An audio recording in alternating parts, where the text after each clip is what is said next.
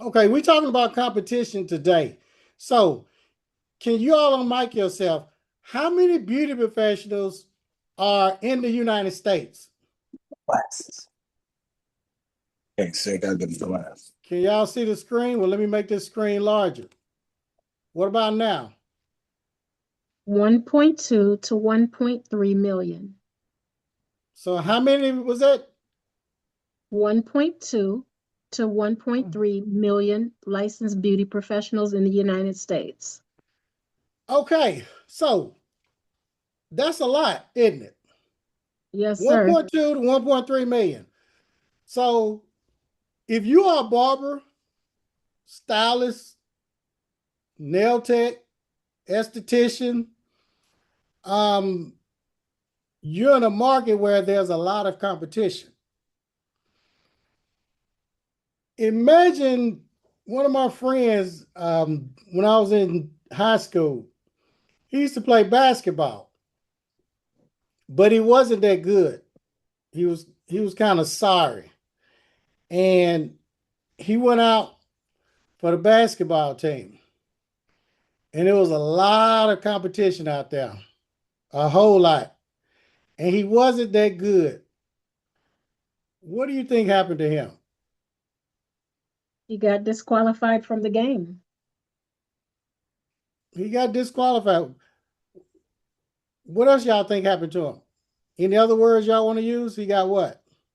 Discouraged, dropped out. Okay. Men, for the guys that went out for the team and they were sorry, what happened to them?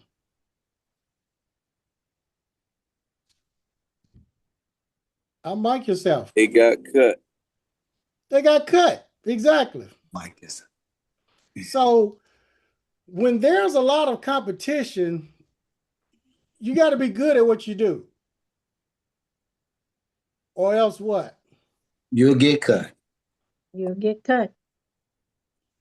So chances are, if there's a lot of competition and you're not that good, you're going to get cut. Now, if it's business and it's a whole lot of competition, chances are people go into business. What is the number one reason statistics says that people go into business? To do what? Earn income. Make money for themselves. To make money. So if there's a whole lot of competition and you're not that good, then what does that tell you? And you're in this business and there's a lot of competition and you're not that good. You ain't making no money. You're not going to make a lot of money. Now, what if there's a whole lot of competition and you are good? Your odds are still kind of high for you not to make the squad. Your odds could be still high. Right. One of my friends, he went to this private school here in Nashville. Real expensive. MBA, Montgomery Bell Academy. Y'all can Google it. It costs a lot of money. Your parents literally got to be rich to go there, unless you some kid that's really great and they give you this little mini scholarship for this high school. But his parents was rich, and he used to come to the community center and play basketball with us. And he wasn't that good at all, y'all. But because he went to this private school, the school I went to, all the guys from the hood went to those high schools. You know, we played basketball at the center. That's all we did. But this guy, he went to this private school, and they didn't have a lot of good players, and he wasn't good. But the school had some sorry players, and when he went out for the basketball team, what do y'all think happened? He made it. He made it. Why do you think he made it? Because he was a little better than the other players. What else? Was he Was it African American? Oh, competition wasn't high. Right. Competition wasn't high either. So if you're in the beauty industry, even if you are great. When you go to the NBA, there are a lot of great players that don't make it to the NBA, though. Isn't that true? Oh yeah, And then some may go, but they don't last. that's true. In this beauty industry, you got to be great. Imagine if you're the best in the top 10%. That means that you probably going to have a lot of clients. Can you imagine being the best and working all day, every day? How would you feel? You get tired of it after a while. You get tired of it after a while. Okay. It'd be rewarding. Somewhat it would be rewarding because of servicing and taking care of people that are coming there for services, but getting home every night, physically it will be exhausting. Physically, it'd be exhausting. What if you had a mate? Or they may not put up with it. After a while, they may not put up with it. I know my friend, I'm not going to call his name. His wife was a hairstylist. She was really good. She was great.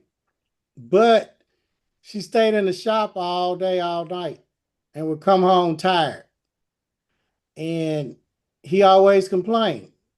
Men, do you know what he complained about? Oh yeah. Lack of affection, Lack of affection. not having dinner at dinner time, And quality time, how do you think that marriage ended? Rewards. Divorce. neglected, and he probably stepped out It seeking. ended in divorce. Yes. So there's a lot of competition being a barber, stylist, nail tech, esthetician, whole lot of competition. And where there's a lot of competition, a lot of times people undercut in the prices. Have any of you ever experienced that? Yes. Okay. Oh yeah. Got to drop your prices. Somebody will undercut you. So with us doing our research, because we're talking about competition, imagine if you are not that good at something. Would you want a lot of competition or less competition? Less competition. You want less competition. Think about this. In order to go to the NBA, NFL, you have to be great. But statistics says most of the great stylists, they said that blessing is a curse because it keeps them behind the chair. Now, if you know that it's 1.2 to 1.3 beauty professionals, okay, that's a lot. What we want to think about, we want to go where we have a chance to win. Imagine if we taking this money test and it is this business where potentially can make $1 million a year. All right. And you're only 10% good. Get 10% right in this test. Can somebody get a calculator out and tell us what's 10% of 1 million? Anybody got a calculator? 10%. 10% of 1 million. Can somebody tell us what that is? $100,000. $100,000. Okay. Now, imagine if you pick a profession, a business, or a field where the average is, if they're doing really great, what would you all say a really good hairstylist, a beauty professional makes per year? What would y'all say? $80,000. More than 80,000. What else? I mean, somebody give me, y'all throw the numbers out. 100,000. 100,000? 150, 150,000, depending on what she specializes in. Okay, so we got 80,000, 100,000, 150. So we'll take the medium. We The won't take coloring, take the low, take the medium. 100,000. Okay. Imagine if you don't make any mistakes. You max all out, don't make no mistakes. The most you can make in that business is what? What do you say? 100,000. Your 100,000. income. If everything is 150. perfect, everything goes right, you work yourself to death, the most you can make is 100,000.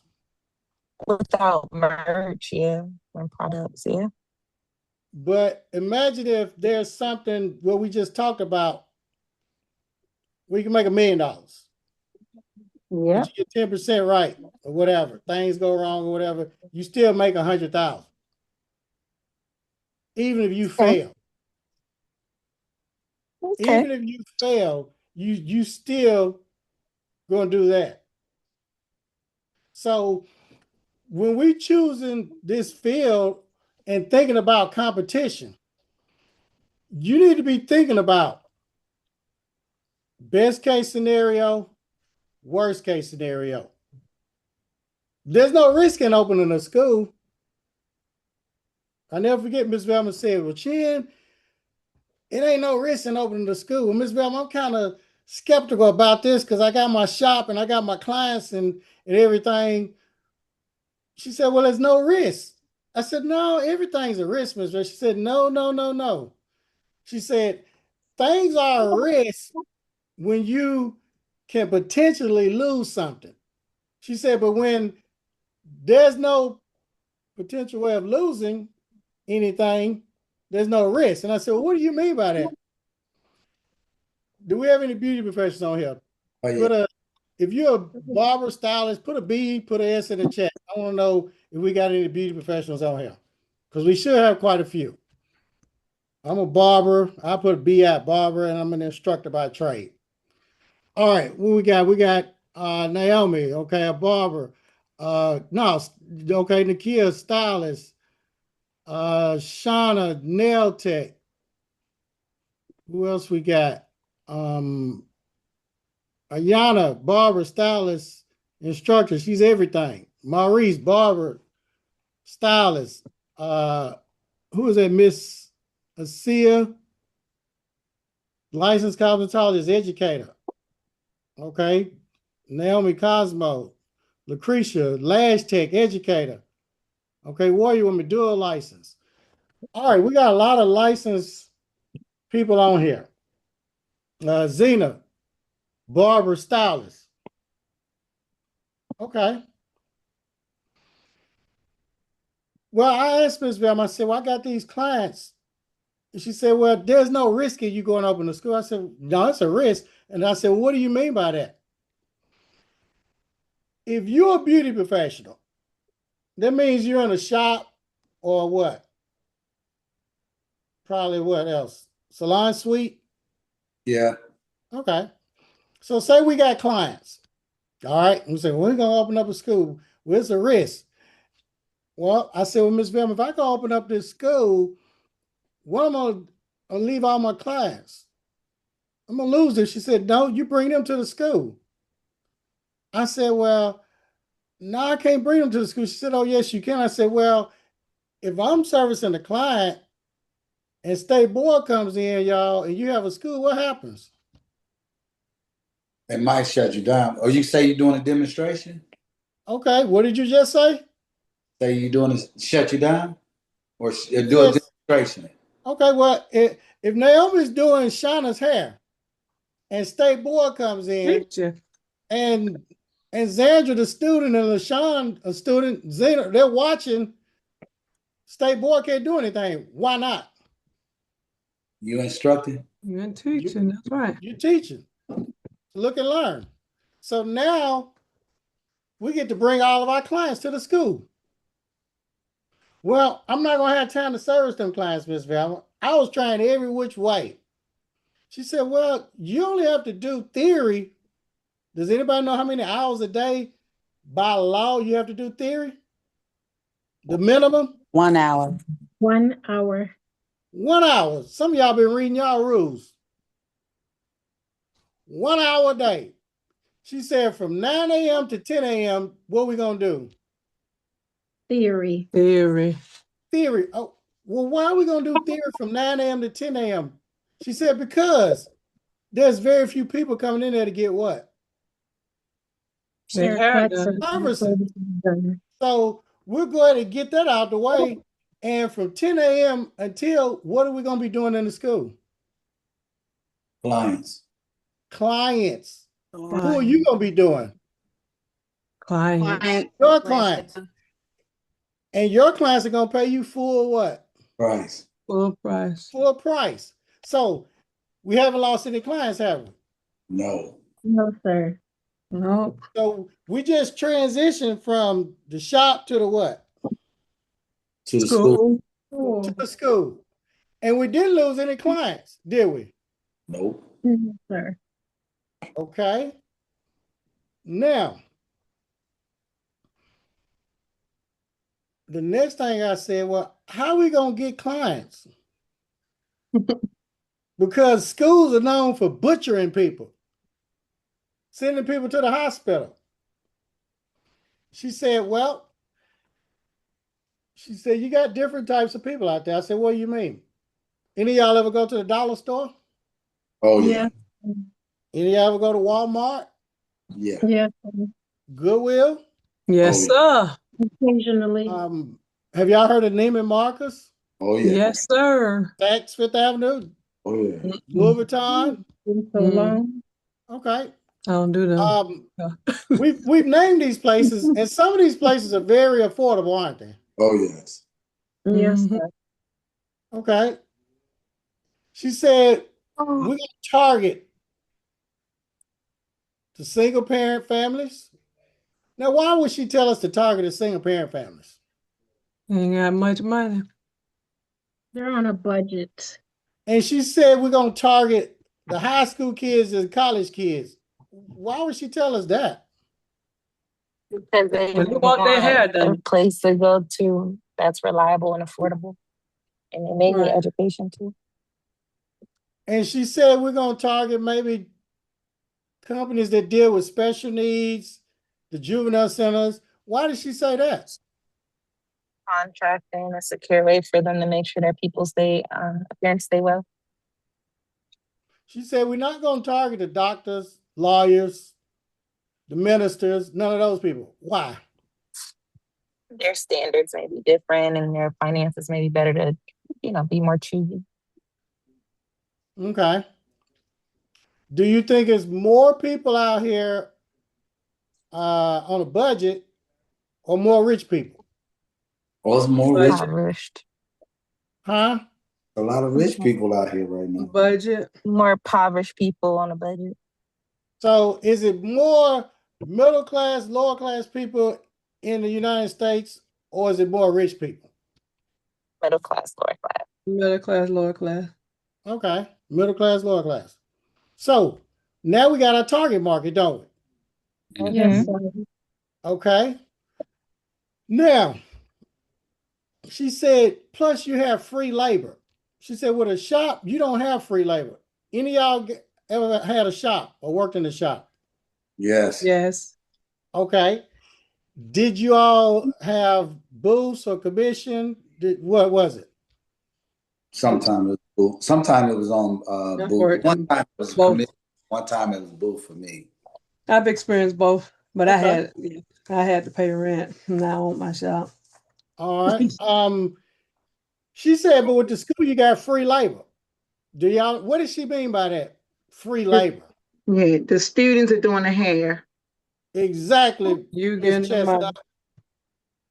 What do you mean the students doing the hair? Don't they get paid? No, they don't get paid. They working for experience. So you telling me, Miss LaShawn Chestnut, if you got 20 ladies in there standing up, doing hair all day long, curling, doing all that, and you just sitting there looking at them, all the money's gonna come to you. Oh, yeah. Absolutely. And if they sell a shampoo, conditioner, all of that, they get that money, don't they? No, No. So all that money comes to you too. absolutely. And if they get hungry and go over to that vending machine and get them Doritos and hot Cheetos, And that's our money too. so you just getting all the money. All of it. So I'm telling Ms. That doesn't even sound right. But if you have never been to a beauty, barber, nail, study school, that would be kind of hard to believe. Yeah. When I go to these masterminds in different places, and we're talking about business models. That's what are you doing? This and that. Oh, I help people open schools, get accredited, get government funding, help them with VA, our team, and everything. Oh, what kind of? Well, yeah, I was a barber, but then I did the school, and it's very little overhead. It's free labor. It's like modern day slavery. The students, they don't get paid. They say, what? They don't get paid. I said, no, they don't get paid. Yeah, right. That's not true. So if you wasn't in this industry, this is the only industry where it's against the law to pay the help. Right. Okay. Now, Mm-hmm. I've shared with you all how this came about with Madam C.J. Walker. Anybody know who Madam C.J. Walker was? Yeah. Yes. Yes. Yes, sir. Okay. So you all know that she had schools years ago. Yes. Mhm. Didn't know Does that. everybody know that? Yeah. Yes. I didn't know she had schools. Yeah, she had schools. There was a lot of them that had schools. It was like Yeah. a large See, society of them. it's been reversed. I'm not talking prejudice or anything, but back then, it was a lot of black people, Afro Americans, Yes. that had schools all over the Mhm. United States. Yes. They were just flooded. Mm-hmm. It But was. then I'm going to share some things with you all because some of Mm-hmm. y'all probably don't know this, but I'll just bring this to your attention. See, we've gone in reverse. Yeah. It's we ain't gotten better, we've got worse. Mm-hmm. So I'm going to share something with y'all because a lot of y'all don't know your history. And if you did know it, you'd think a little different. Who is this lady right here? CJ. Jay Walker. Okay, this was her house. Y'all see all the Mm-hmm. people there? Yes. Yes, Look at sir. this. They were part of the society, I think, of They were hairstylists. part of that's right, her society, her business. A lot of these Mm-hmm. people sold products, and a lot of these people had schools. Yes. Yes. Yep. Okay, Ooh. some had shops too, but a lot of them had schools. Schools. Yeah.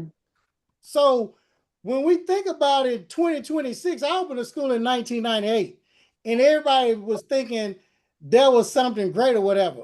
But I knew the history. There was nothing. Yes. Mm-hmm. You know, Alonzo Herndon had a 23-chair barbershop back in 1904 or something on Peachtree in Atlanta with gold and crystal chandeliers and marble floors. Mm-hmm. So, you know, we Wow. read Think and Grow Rich, a Black choice. That book right there is where Dennis Kimbrough, he went and interviewed these multi-millionaire Afro-American people all over the United States, anywhere, anytime, at point blank range. And he asked them, what was the key to their success? They had to have three characteristics. Number one, Mm-hmm. they had to grow up Mm-hmm. in poverty. Number two, they had to suffer a setback. And number three, they all had to get wealthy, rich. And they Mm-hmm. told their stories. And I remember in prison reading those books. And I remember when I got out, I read Mr. Dudley's book. You ever heard of Mr. Dudley, Joel Dudley? Mm-hmm. Yes, He wrote that absolutely. book, I Am, I Can, I Will. He took $10 and turned it into millions. But Mr. Dudley worked for S.B. Fuller, Mm-hmm. Fuller Products. S.B. Fuller, he came to Chicago, Uh-huh. Memphis, Yep. for a better life. And he noticed that the highest paid person was selling soap, cosmetics. That's right. Toiletries. But S.B. Fuller, he had like a list. He stuttered. But he didn't let that stop him. He started selling them products. And every day he would have talks, just like we're talking right now, mastermind and just sharing. And a lot of people started coming to the hotel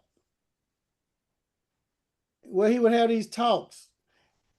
And then he had all these people working with him, selling the products, making money.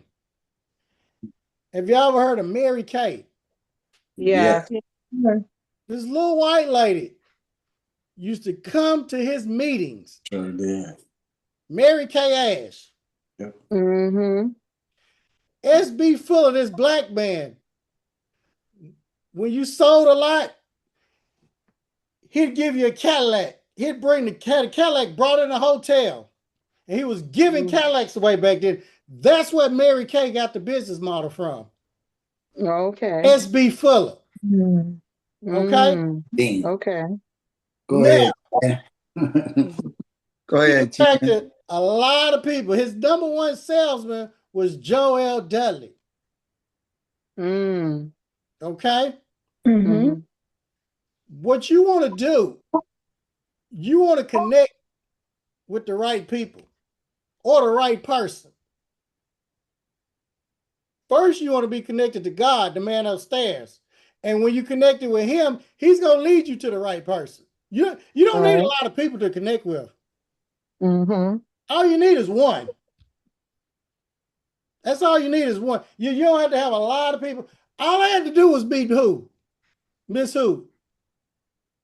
Miss Valma. Miss Miss Val. Belma. I only needed one plug, one connection. That was it. This woman right here. Mm-hmm. And when you find that one, ignore everybody else. Because it's going to be a lot of broke people in your life that's going to try to tell you what to do and what not to do, what they would do, what they wouldn't do. And they're going to try to turn you against the person that's helping you. You Don't hit that on listen the to them nose. people. Don't do that. They're broke. They're in poverty. They can't break the generational curse of poverty. It's up to you. And the devil will use them to try to delay you and get you off track. Mm. See, there was a cartoon when I grew up. The Coyote and the Roadrunner. Any of y'all remember the Coyote and the Roadrunner? Yeah. Yes, sir. Mm-hmm. It was one rule to that cartoon. And the only rule was, and it's a very important rule, if we stick to this rule, if you could just stick to this rule a couple of years, you'll live like your friends can't live the rest of your life. If you could just stick to this one rule, you'll reach your goal. And that one rule on the Coyote and the Roadrunner, the Coyote was always setting a trap for the Roadrunner. You know, it may have a sign, free bird seed, and the Roadrunner would stop. And then the Coyote have a big old hammer or something on top, and then it would drop, but it always backfire on them. See, them people that are wishing bad on you, if you stay connected with God, they're going to be just like that Coyote. It's going to backfire on them. But one thing I can say about the Coyote, you know, he'd always fall and he'd go down in the canyon. Y'all remember him falling in the canyon? Yes. How did it sound? And Mm-hmm. then, but one thing we can say about the Coyote, Yeah, we got back up. he always got back up. And you don't get knocked down in life. It's not how you fall down. If you fall down, they say fall on your back. Why? Because if you can look up, You can get up. get up. Mhm. I don't care if you've been through molestation, divorce, disease, prison, whatever it's been. Welcome to the fraternity. Welcome to the sorority, women and men. We're going to have to get back up. Mm-hmm. Mhm. Now, this Coyote and the Roadrunner, the number one rule, it was only one thing that the Roadrunner could not do. One rule. He could not get off course. All the Coyote was doing was trying to get the Roadrunner off what? course. Of course. Y'all gonna have to stop letting people get you off Course. course. Whether it's your kids, your husband, wife, boyfriend, girlfriend, or boyfriend, whatever it is you got going on. You're gonna have to stop letting people get you off course. When Right. God is giving you a vision and a dream, you're gonna have to stay to what? Course. Course. A lot of you all have not stayed the course. You keep letting people and things get you off what? Course. Course. You're gonna have to stay the course. Quit making excuses. I can make all the excuses in the world. Okay, when I went to prison, well, I don't know my dad, grew up single parent home, got out of prison, no money, no job, no driver's license. I'm a black man, convicted felon, my ex-girlfriend left me. So what? Don't nobody want to hear all your excuses. Excuses are for failures. Excuses, I never forget. When I was in college at Tennessee State University, because you had to go to college in my mama's house. If you didn't go to college, guess what? Yeah, Guess You what had my to mom work. would do? Yeah, Yeah. You had to work. Get a Huh? job. Out. Get a Yeah. job. Get out. get out. Even if you had a Mhm. job, you still had to do what? Get out. Pay bills. You still Classes. had to go to college. See, Oh, back in the okay. day, a lot of black people, the old ones, just like 70s and 80s, Mhm. education was very important. W.E.B. Du Bois, he talked about that education. And that was a way for people of color to kind of climb the ladder back then. So, how many of y'all got children? Me. Yeah. Okay? Who I who have sets the 3. rules of the house? I do. Oh, What? just one person? Just one person? Who set the rules of y'all house? I do. Oh, yeah, we do. I do. Oh, okay. Oh, I ain't got none, right? My children grown and gone. They gone, but I still set the rules of mine. But if the kids wanted to do their own thing, their own rules, and you kept warning them and warning them, what would you do? You got to get your own spot. Yeah, they gotta go. Mhm. Yeah. It's time for you to go see what life's about. My mama went 2 for 3. She didn't bat 100. I had an older brother and an older sister. And she was a God-fearing woman. She said what she meant, and she meant what she said. Some parents say something, but they liars. Mm-hmm. Some of y'all got a no good son right now that's sleeping back in their room, that's waking up at 3 and 4 in the evening. He's not working, eating up all the food, playing video games. How many times you done say you're gonna put him out? Hmm. So, but my mom was not a liar. Whatever she said, you could take that check to the bank and cash it. I watched her put my brother out, and I watched her put my sister out. And she cried both times. And I'm younger, I'm wondering, why is she crying? And she done put them out. But when you become a parent, you learn and you understand when you become a parent. Hurt her more than it hurt you. Yes.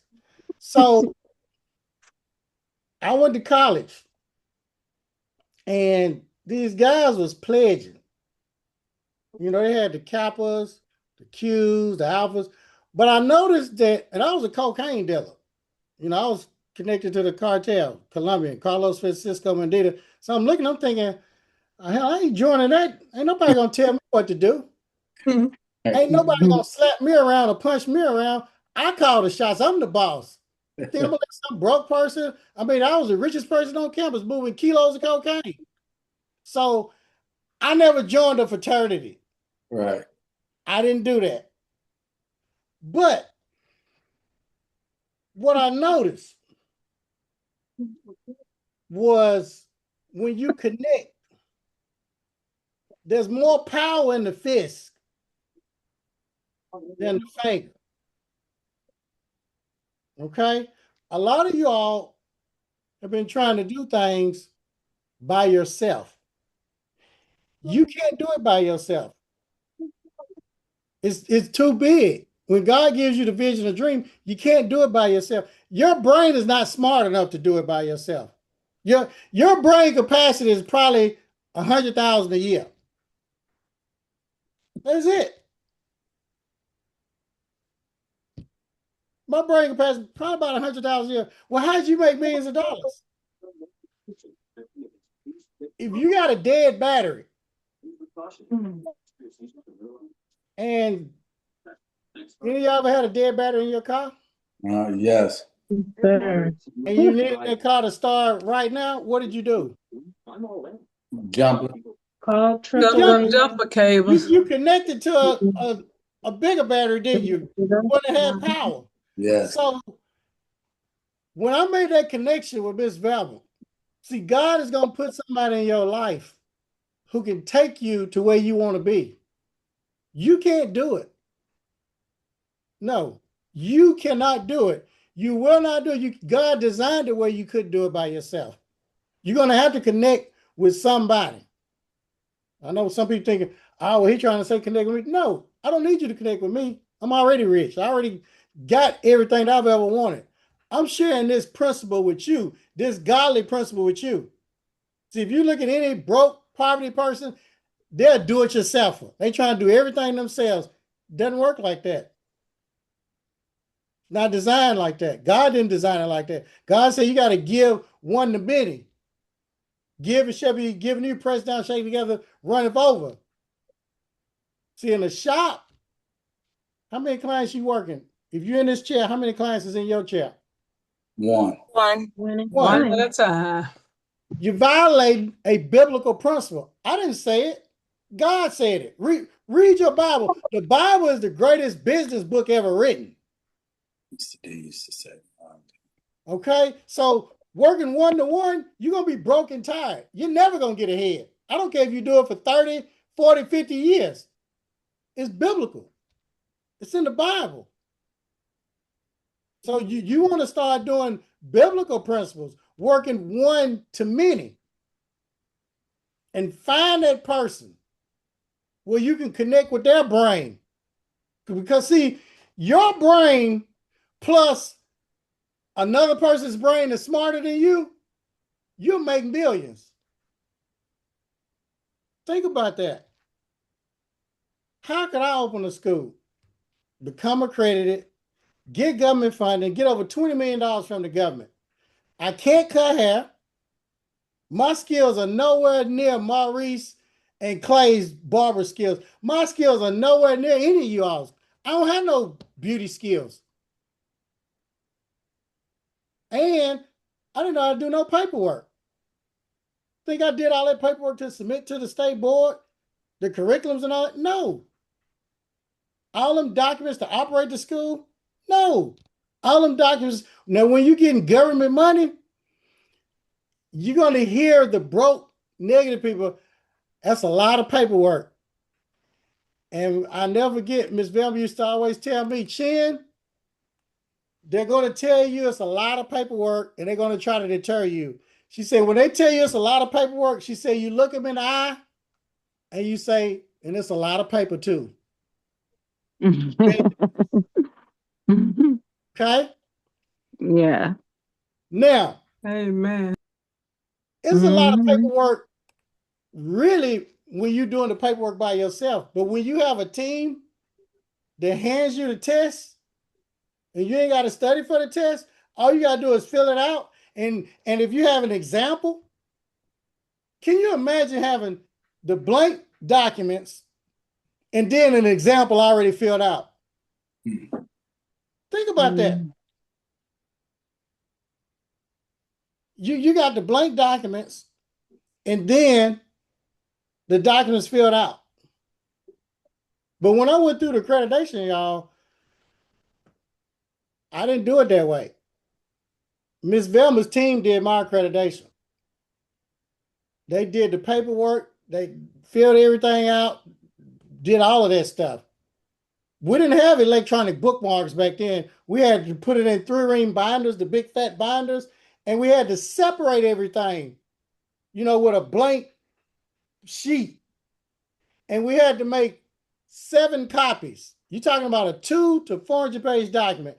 And we had to go to Kinko's and make 7 copies, put them in them binders, go to FedEx, put it in a box, and ship it off to NACCAS. Now, everything's electronic, y'all. The ladies just do everything. It's still 200 to 400 pages, but they put electronic bookmarks in there. They hit a button and send it on to NACCAS. They do all the paperwork. So when somebody tells you it's going to be a lot of something, you put in your brain who's going to do it. I have all these rocks in my backyard around the swimming pool and stuff, and grass has started growing up, through the rocks. And one of my friends came up and said, "Man, that's going to be a lot of work to pull all that grass out." I said, "Well, it's not a lot of work for me. Find your who. I got manual on speed dial. Yeah, landscaper, right? My amigo." And he'll get out there and pull out every little thing, spray it down and all that. So we got to find our who for different things. If you're going to open up a school or whatever, find your who. Well, whatever it is you're going to do in life, find your who. Now, let's go back here, because I want y'all to see something. Madam C.J. Walker. Now, yeah, she was booming and everything. All these black people had all this money. They had all these schools. This was back in the day. Let me show you all this, because some of y'all don't know this. So I want y'all to see this.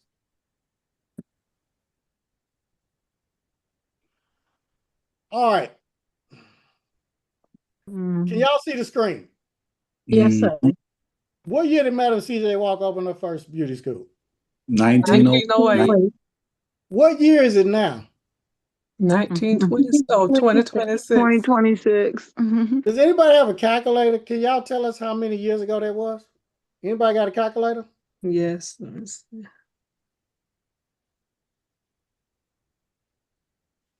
Mm.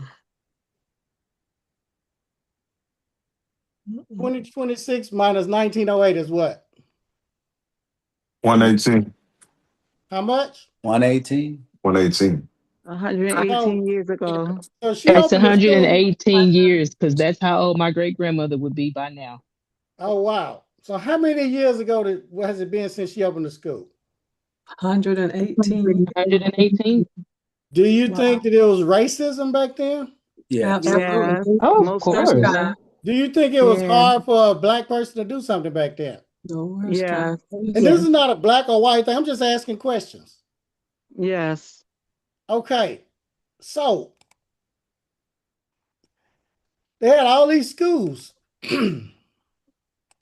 And they had to do something about it, because all of these black people were prospering, making all of this money. Guess what happened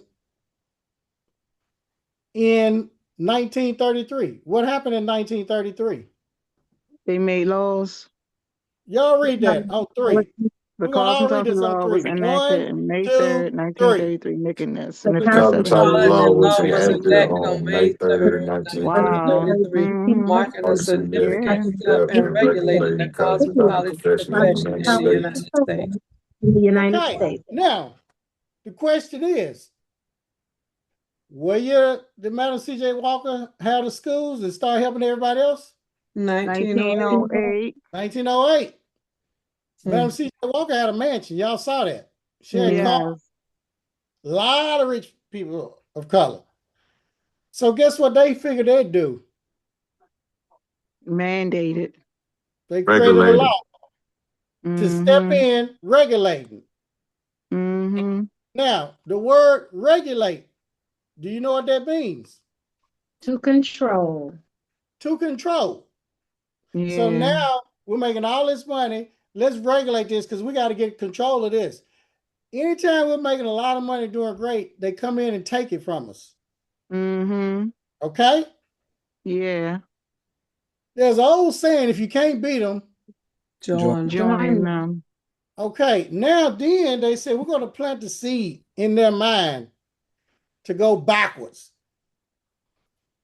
Most beauty professionals' biggest dream when they graduate from school is to what? Open up the salon.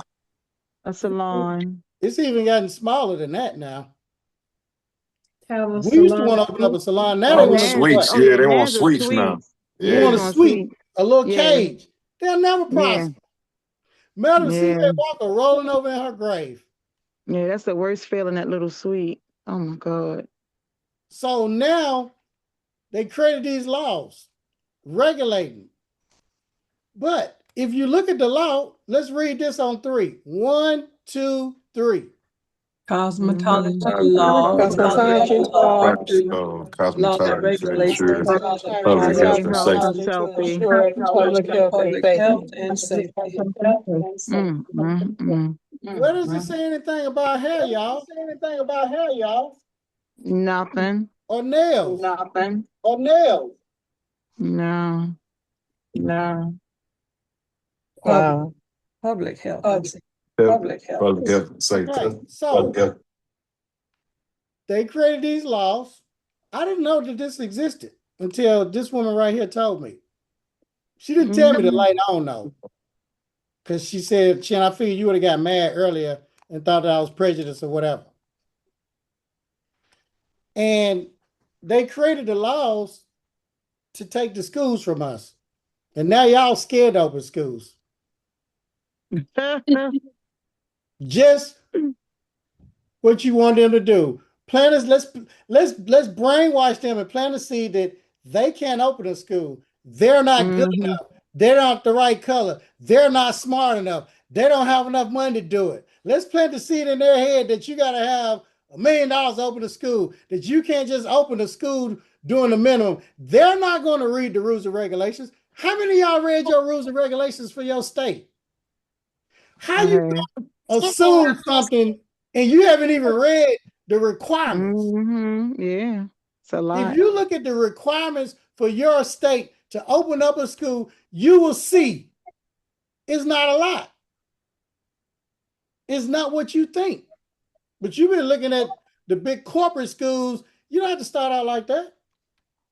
Right. No, you don't have to start out like that. I told y'all, look how I started out. Oh, excuse me. Little raggedy school, roof leaking. You see all them brown spots? It doesn't matter how you start. What matters is how you finish. So we have Madam C.J. Walker. And they done created these laws to regulate, to control the beauty professionals. And here it is, 100 and how many years later? 18. And you still scared. You still stuck doing small things, thinking small. They thought big back then. Yeah. They didn't let anything stop them. And then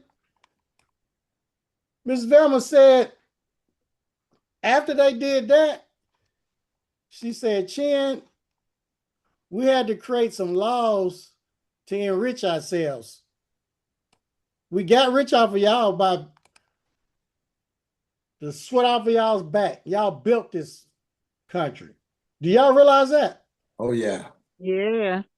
Built this country. So y'all even built the White House. Yeah. She said, so we had to create laws where we could get rich off of y'all. Y'all was making too much money. We had to take that from y'all. So now, do you know how much money this woman was making a month? $1 million. Over $1 million. Guess who was paying her? Student. No, the student had no Government. money. Government. Who was paying her? Government. Government. Who's the richest person in the world? The government. Who would never run out of money? The government. Does anybody think the government will run out of money? If you do, you speak right now. They ain't running out. Okay. Why would the government never run out of money? You gonna print it? They're printing. Thank you. Can you imagine can you imagine going for some broke customers that don't want to pay you $50, $100, $200, $500 for a service to now having a customer that'll just peel off 20, 30,000 like it ain't nothing? Mhm. Yes, I can imagine it. How many of them $20,000 customers do you need versus these $50 and $100 customers? You're gonna have to do 1,000 of these services in order to match up to that one customer. Hmm. So now she said, well, them black people, they ain't got no money. So we're gonna create a law where we can get some money from them. Have you ever heard of financial aid? Yes. You have. You ever heard of Pell Grants? Oh, yes. sir. Yes. If you get a grant, is that money you have to pay back? Nope. No, No. It's free. Free. Free money. If they get a loan, a student get a loan, and they come to your school, who pays that loan back? the student. Students. Student. Okay. Mm-hmm. She said they created laws. So when a student enrolled in your school after you got accredited, because we're not just going to give them the money as soon as they open the school. Let's let that school owner prove themselves. But way back, they didn't have accreditation. But then when we started, they kind of put that accreditation. When we put this paperwork in front of them, that's going to stop them. Well, 2 years, you can get your financial aid. You can get your veterans and all that if you come out the gate right. So now, we're going to create laws. Can y'all imagine we all in this room? We all sitting at the table. I mean, imagine this, Maurice, Clay, Naomi, LaShawn, Warrior Woman, Angela, Ayana. Y'all imagine this, Brittany, Denny, that we all at this table. Eddie, Jay, Marie, Jerry, Karen, Lucretia. Imagine we all at this table. Miss Cecile, Nene, Nikhil, Shauna, Zandra, Zena, and we get to create these laws for financial aid. The rules and regulations. Mhm. All right. Well, rule number one, we want them to get student loans, but we know their credit is bad or they don't have credit. But darn, if the credit is bad and they don't have no credit, then how they gonna get a loan? We help them get them. Well, we're creating the laws, y'all. We're writing the laws. No credit check. Yeah. Y'all agree? Yeah. I agree. No check, no credit. So they got No bad credit check. credit or either no credit. No Give credit them the check. money. Yeah. No Or credit. the Pell Grants. That's free money. Yeah. Well, we know they lazy. They probably on food stamps. They don't work. You know, they've been in slavery for 400 years or whatever. So, you know, they can't be too far ahead. The chips been stacked against them all their life. So what we're going to do, we're going to reward them for bad behavior. The least amount of money that they've made, if they ain't filed no taxes, if they ain't worked, can't prove no income, we're going to give them more what? More money. Money. More Pell Grant money. Well, that old evangelist Naomi, she broke the generational curse of poverty. She's working, taking care of kids, got 2 jobs. She filed taxes. Guess what? She gets less Money. Pell Grant money, free money. So we're going to reward bad what? Bad. Be- If you're lazy, don't want to trifle or whatever, you're going to Bad. get more Pell Grant money. Wow. We writing these laws, y'all, because the ninjas are going to be coming in and they're going to make us rich.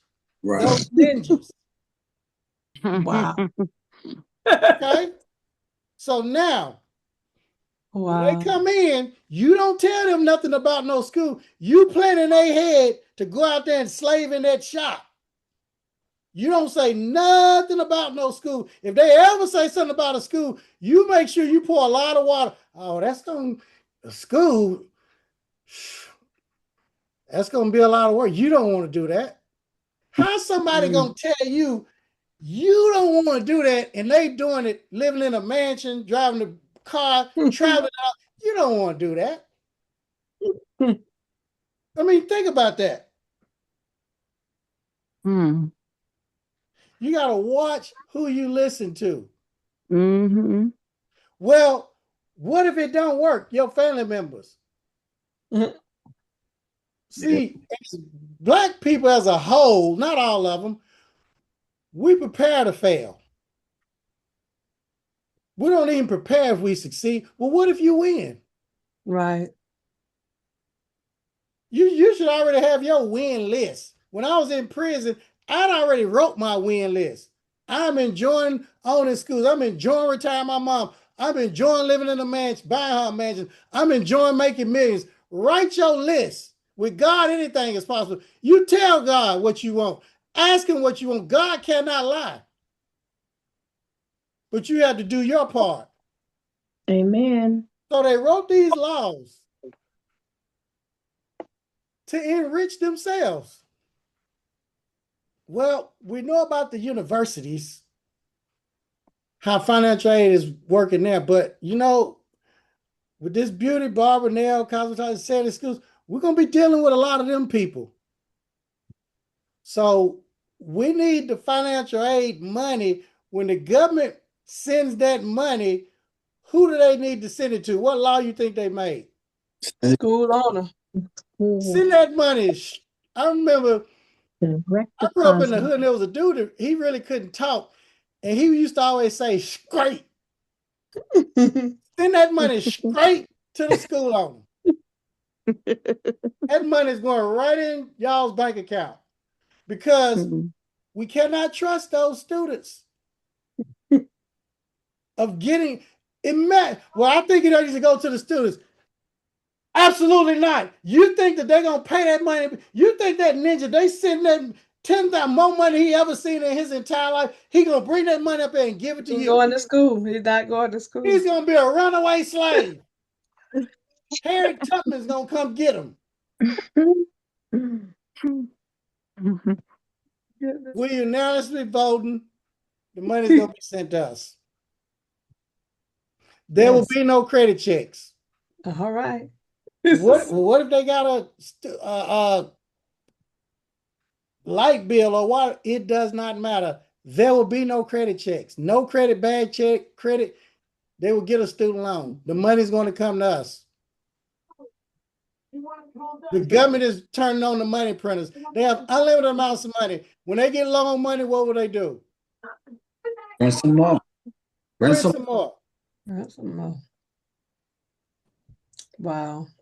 So, number one, they created laws. Mm-hmm.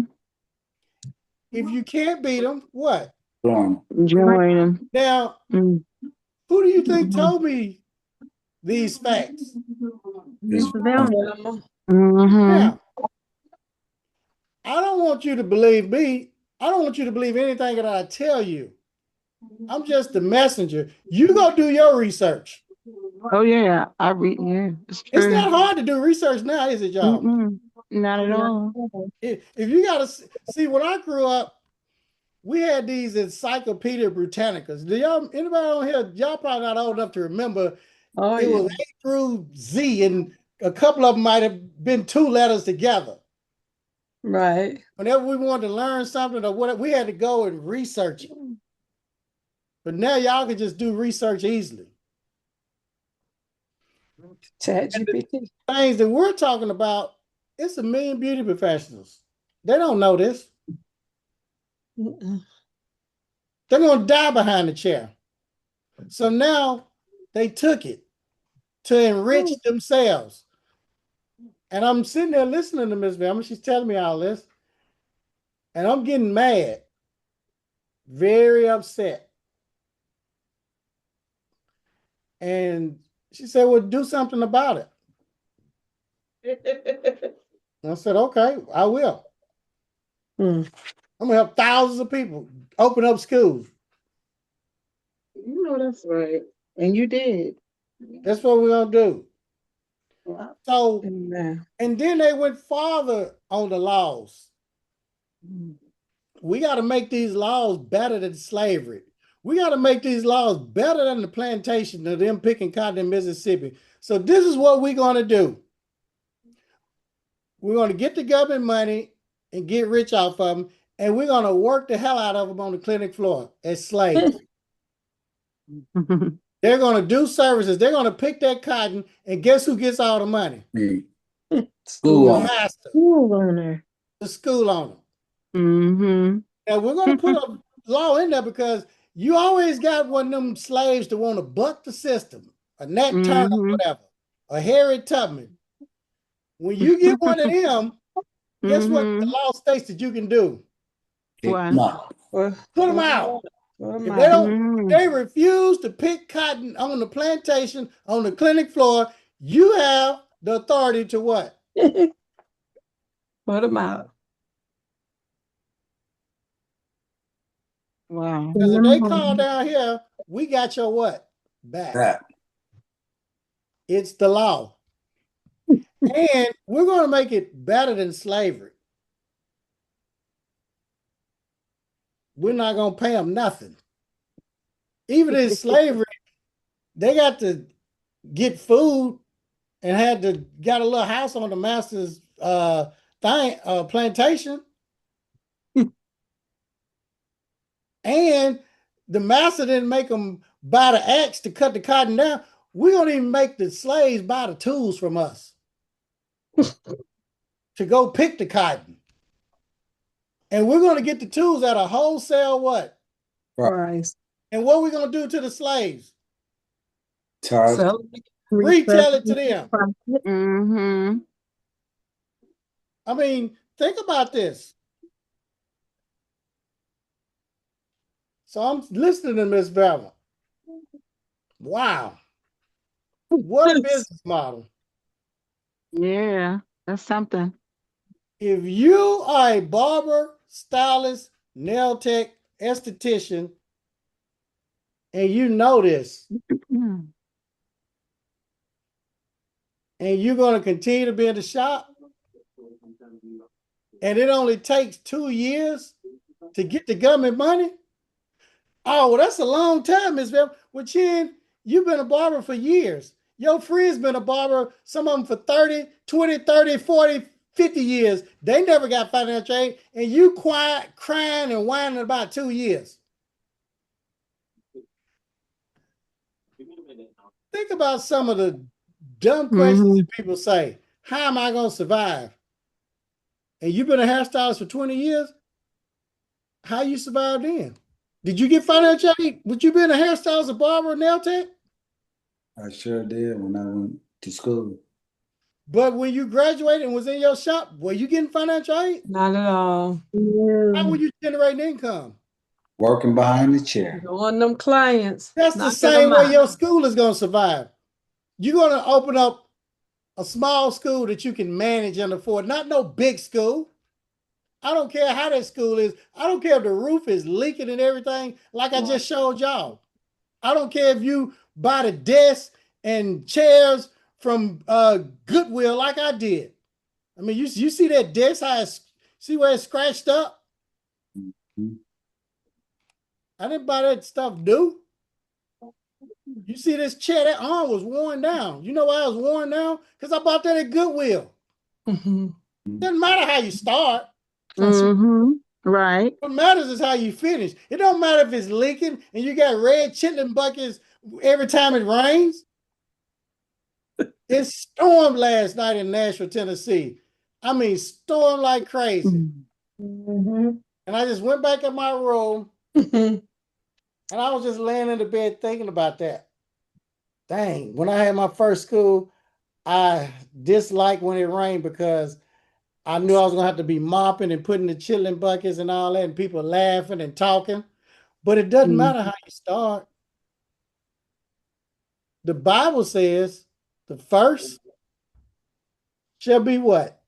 First, last, and the the last last shall be. shall be First. first. First. God is Alpha and Omega. Omega. and the books of the Bible from Genesis to what? From the beginning Revelations. to the Revelation. Revelations, yeah. God cannot lie. See, I told them what God said. He had to do that. His word will not return void. Oh, here you go with this Jesus stuff. Oh man, you ain't sold up for God, man. I'm sold out for God. Y'all need to leave that poison alone. Bring it on. Oh, you ain't running no more women to do it. Nah, man. I'm done with the strip joints. I'm done playing around. No. I'm working for God, the man upstairs.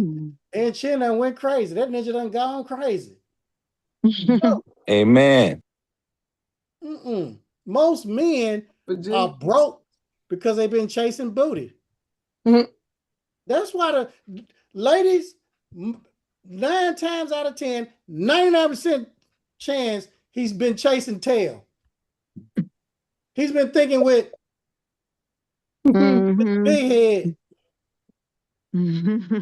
Absolutely not. You've been thinking with the what head? Ladies, what head you been thinking with? Lower. The little one. Head. Yeah. Not this big head. So Lower men, head, if you yeah. get yourself together and connect with a good woman, you're gonna go farther. Right. Get you one. Work on yourself. You don't need to be playing video games. There's no time. It's not time for basketball, football, watching TV. It's not time for that. If you can't retire your mama or your wife, if they gotta work, if they're not working because they want to, you shouldn't be watching TV. You don't deserve to watch TV. Your wife should take a hammer and bust the TV out. You should be ashamed of yourself. You should be working to create generational wealth. You should be working for your daughter, your son. And ladies, you don't need to be shopping. If you're going to work on this school, cut the shopping out. You need to be investing more in your head than on your head, them wigs that you buy.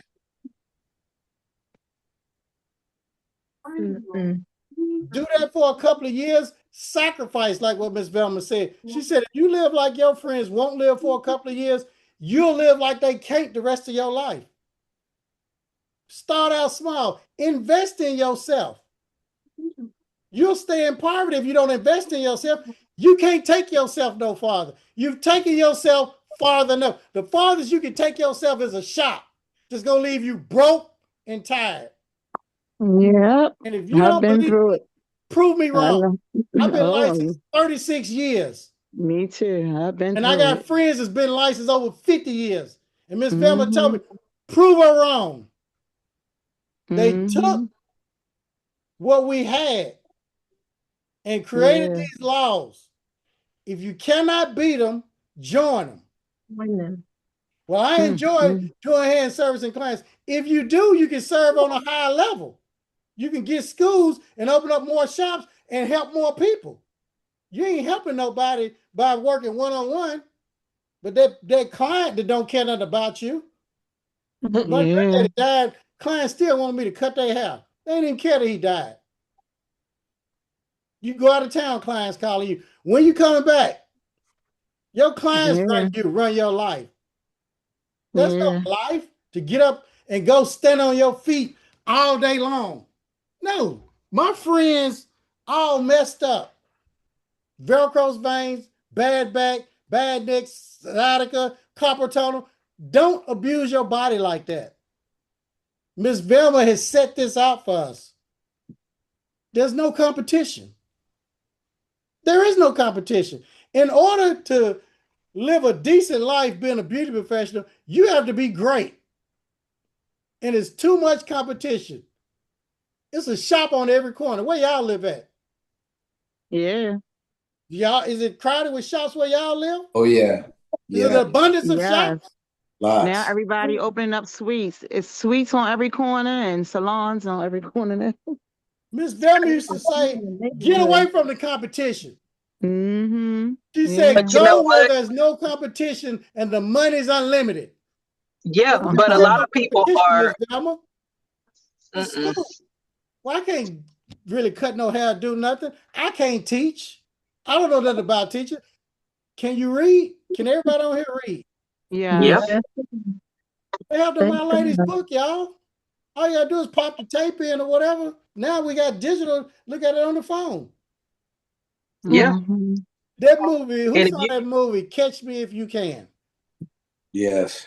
You know, Yeah. he went in there and taught that college class. All you got, it wasn't a professor, nothing. All like Miss Velma told me, chill. All you gotta do is stay a chapter ahead. I'd come in there and Mhm. read. We'd go around the class. Okay, Eddie, you read the next paragraph. Zandra, you read the next one. Naomi, you read the next one. Got Tina, you. you read the next one. The kid, you read the Mhm. next one. Maurice, you read the next one. Jerry, you read the next one. Nene, you read the next one. No, we're not gonna have Chin to read because he stutters. He can't, and he got a list. So we'll go on. Warrior Woman, you read that one.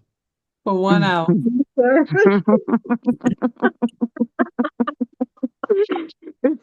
Dwayne, we're not gonna let him read because he talks with a list. So we I would like go that. around the room. Y'all Right. write the Yeah. definitions down. You remember how we had the definitions, the word in bold, and we do the definitions? Yeah. Mhm. And she said she had the test. Y'all remember the little test booklets, the little small booklet back then? Mhm. My ladies had all the material. I'm thinking, oh, Yeah. okay. I didn't think about that, Miss Velma. Well, what about the Right. catalog and all of that? We already have that for you.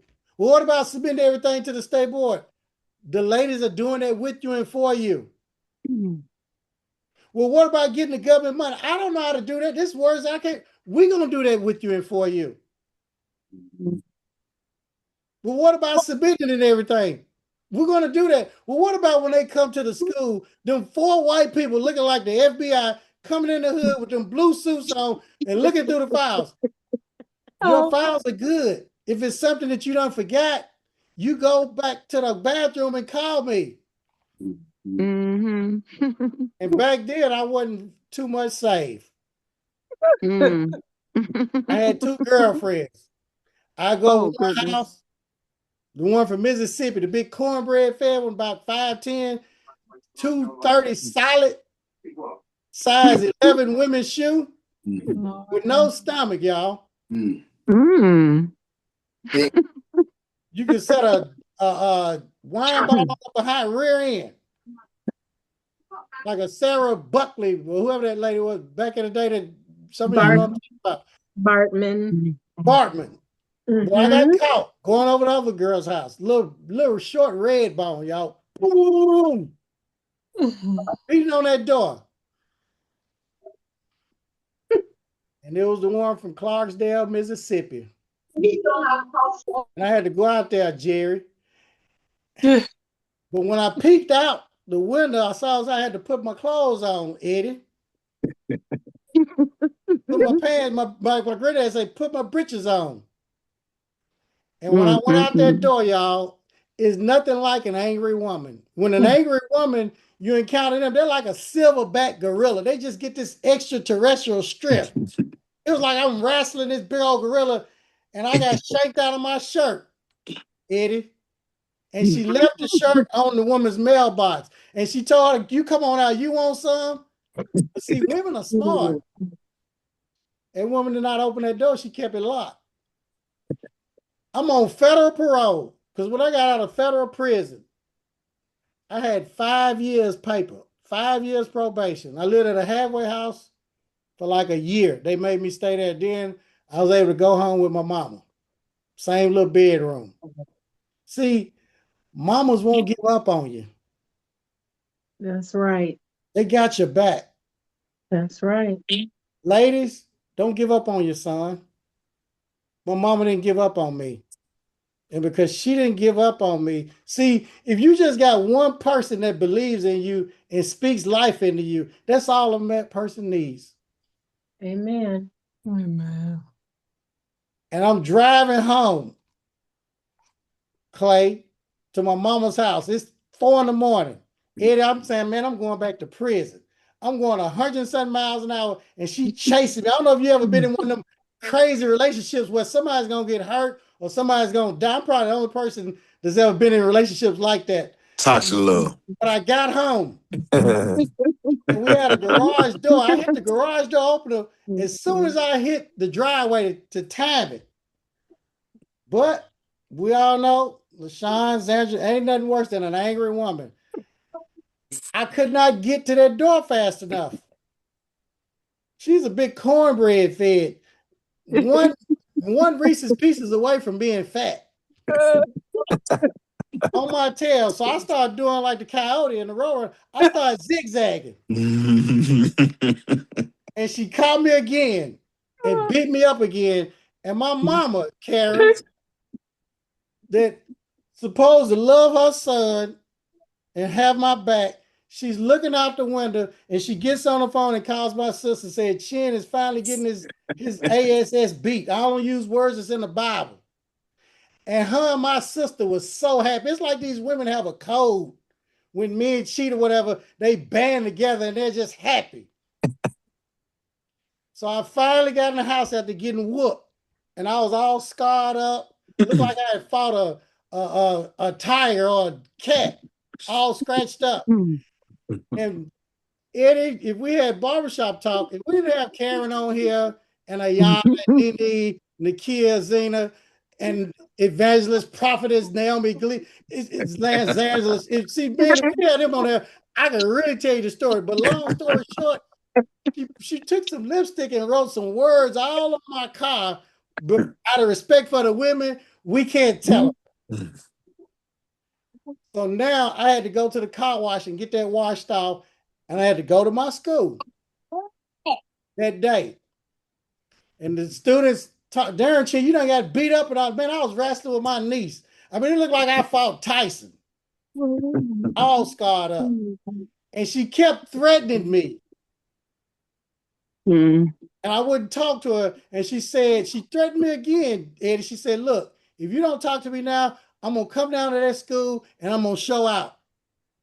I couldn't do that. Because there's a school owner. I mean, back then, I'm wearing a tie suit every day, y'all, because Miss Velma said that. And I'm preaching to the students. And I'm talking about God and Napoleon Hill, Think and Grow Rich, and in 2000, Rich Dad, Poor Dad, and Wallace Wattles, The Science of Getting Rich, and Bob Proctor. I'm talking all of this personal development stuff and God stuff. And here I am living a double life. And every time they go over to the school, I was like this. And the student said, Darn, Chin, you paranoid. What's wrong with you? Oh, nothing. I go in the office. Okay, yeah, what do you need me to do? Just don't come down here.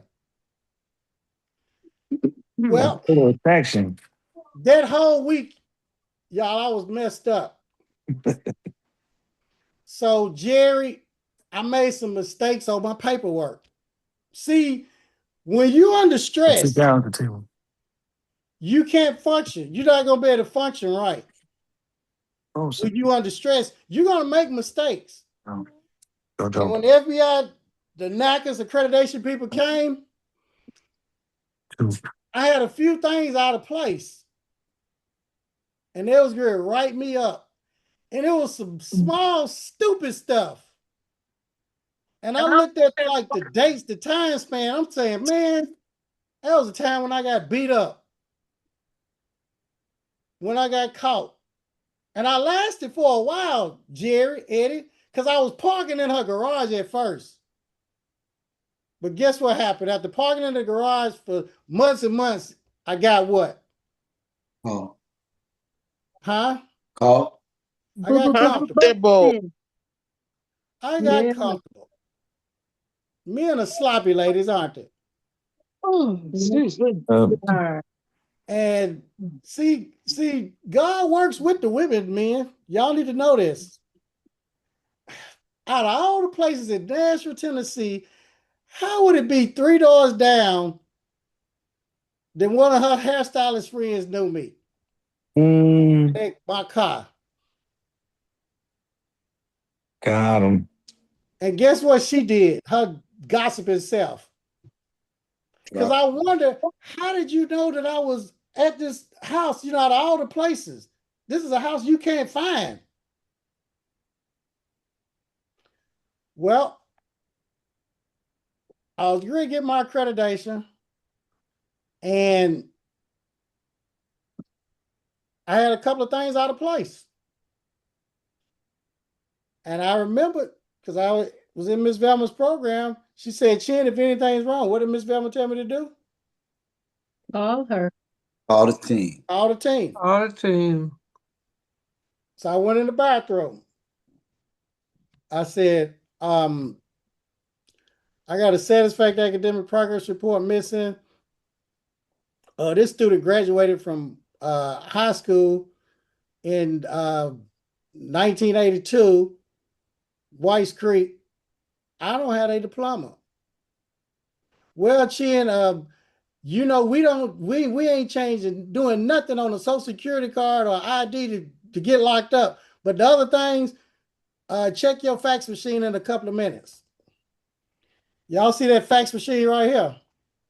Yes. A couple of minutes later, guess what? The diploma arrived.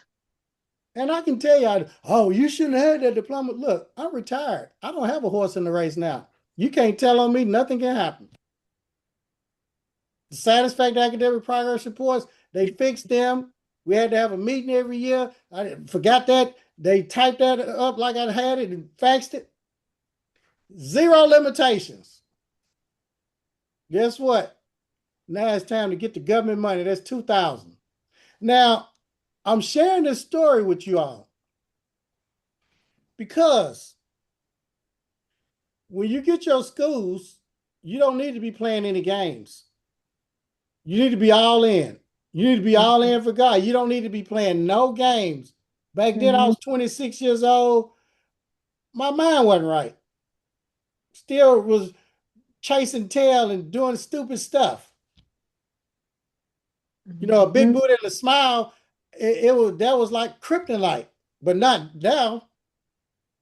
And I'm sharing this with you, men, so you can be all in, connect with the higher power, and get your head right.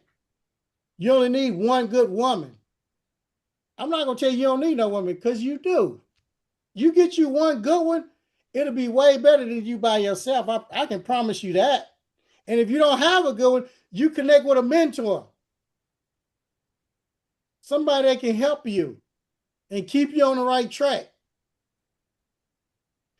So I share that with you because of my stupidity, I could have messed up my whole accreditation stuff, from retiring my mom to buying her mansion to I had to help my sister because my sister went to prison. She could never get a job being a nurse because of my stupidity. She's a convicted drug felon. But because of my stupidity, God could have forfeited all of that. Sometimes people compromise so much for so little. What are you compromising so much for so little in your life? God has a lot waiting on you. But some of y'all have been compromising, and God is faithful. He will spare you. He has mercy and grace, but he's not going to continue if you're going to continue to be a fool. If you're going to continue to be connected to the wrong, well, I'm a good person and all that. Yeah, but the person that you connected with is not. That husband of yours or that woman of yours or them kids of yours are not good for you. God ain't going to bless no mess. Because see, if God blesses you and you connected to fools, guess what? They get the blessings too. Because see, when God bless you, the cup gonna run it over. Everybody around you gonna get blessed. Your mama, your sister, your kids, your boyfriend, girl, your husband, wife, everybody gets blessed. And when you do something real crazy, it hurts everybody. I embarrassed my mama. She had a nervous breakdown. She almost died. My stepdad had a stroke. My sister went to prison. My mama had to take care of my niece, my sister's daughter. So when you do bad things, things that's not of God, you're not only hurting yourself, you hurting your future, you hurting your bloodline, you hurting your family, you hurting their name.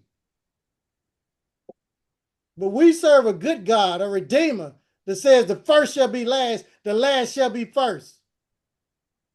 We saw Shadrach, Meshach, and Abednego in the fiery furnace. With God, anything is possible. We cannot worry about our past.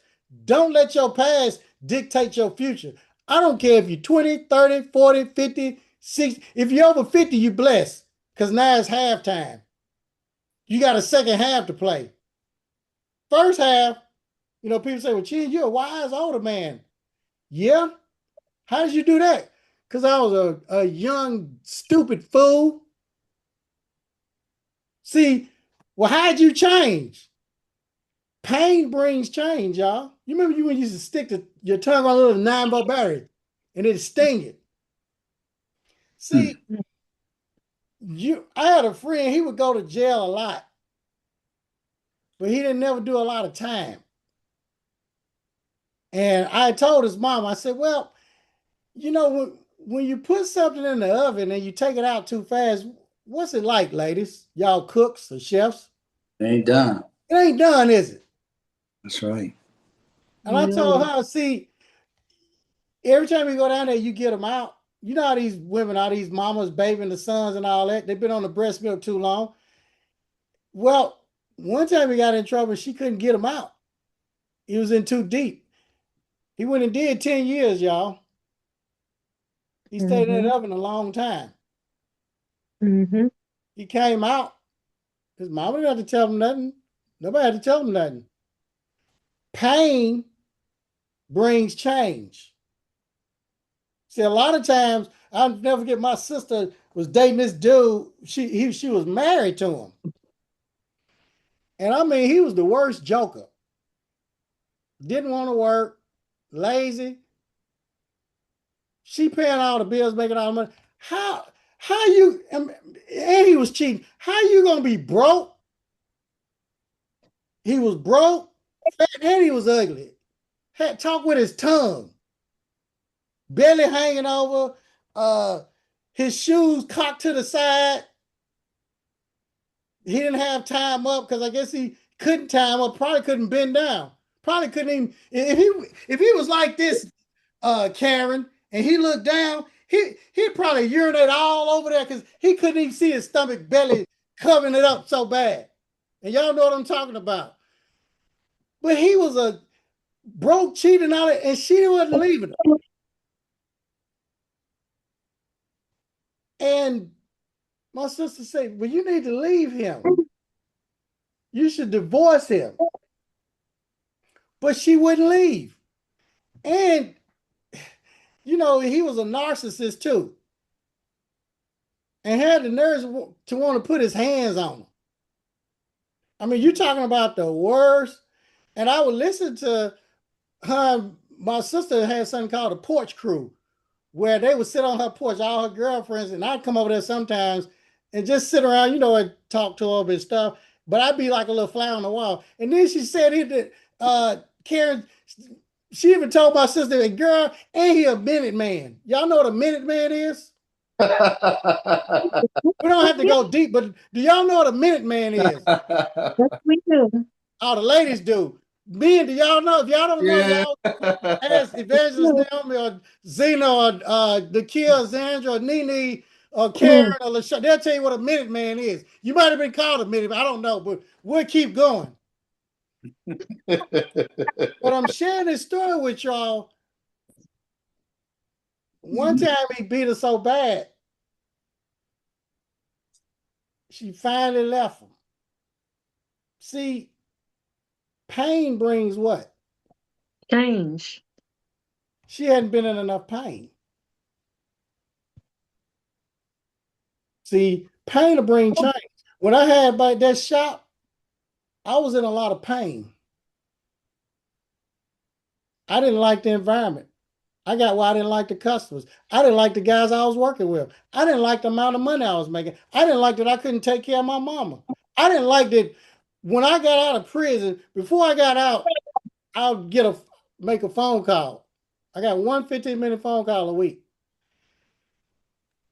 And Clay, about before I came home, Tyrone, she started talking funky to me. Started disrespecting me, talking crazy. I knew Big Bob had moved in on her, Jerry. Big Bob done moved in the townhouse that I done bought him. All the furniture and everything. Came home. Guess who at the house, Jerry? Everybody say Big Bob. Big Big Bob. Bob. Big Big Bob. Bob. Jody. Jody. Tyrone. Whoever you want to call them. And it hurt me. I don't know if y'all have ever been in a relationship, a marriage, a relationship where you've been hurt, where you've been lied to, where you've been cheated on, where you've been betrayed. It doesn't always just happen. It's not always the man doing wrong. Women do wrong too. Yeah, they do. And I cried and I did drive-bys. Me in a week, ladies. Do y'all know that? We need a lot of attention.